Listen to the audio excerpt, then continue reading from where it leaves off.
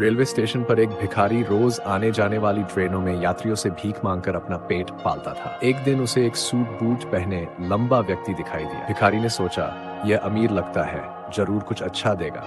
उसने उसे भीख मांगी। उस व्यक्ति ने मुस्कुराते हुए कहा, तुम हर वक्त मांगते हो, कभी कुछ देते भी हो।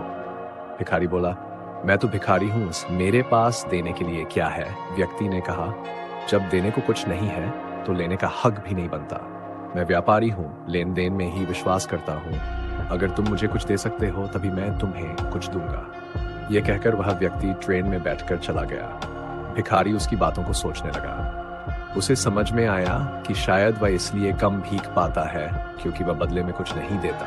उसने तय किया कि अब जो भी उसे भीख देगा वह उसे बदले में कुछ जरूर देगा। तीसरे दिन उसकी नजर स्टेशन के पास खिले कुछ सुंदर फूलों पर पड़ी। उसने सोचा, क्यों न मैं इन फूलों को लोगों को दे दूं।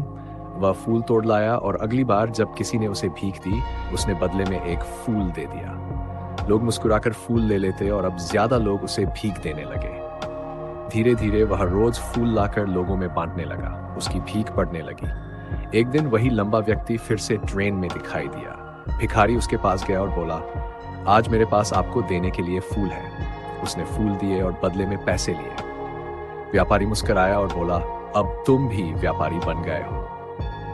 भिखारी को यह बात दिल से छू गई। उसने आसमान की ओर देखा और जोर से कहा, मैं भिखारी नहीं, व्यापारी हूं। 6 महीने बाद 2 सूट बूट पहने लोग उसी स्टेशन पर मिले। एक ने कहा, क्या आपने मुझे पहचाना? दूसरे ने इनकार किया। तब पहले ने बताया, मैं वही भिखारी हूं जिससे आप 2 बार ट्रेन में मिले थे। अब वह भिखारी फूलों का एक सफल व्यापारी बन चुका था। उसने कहा, पहली बार आपने मुझे बताया कि देने के बिना कुछ नहीं मिलता, और दूसरी बार आपने मुझे दिखाया कि मैं वास्तव में क्या बन चुका हूँ। उसने बताया कि अब लोग उसे भीख नहीं बल्कि फूलों का मूल्य देते हैं। वही फूल, वही स्टेशन, लेकिन सोच बदलते ही किस्मत बदल गई।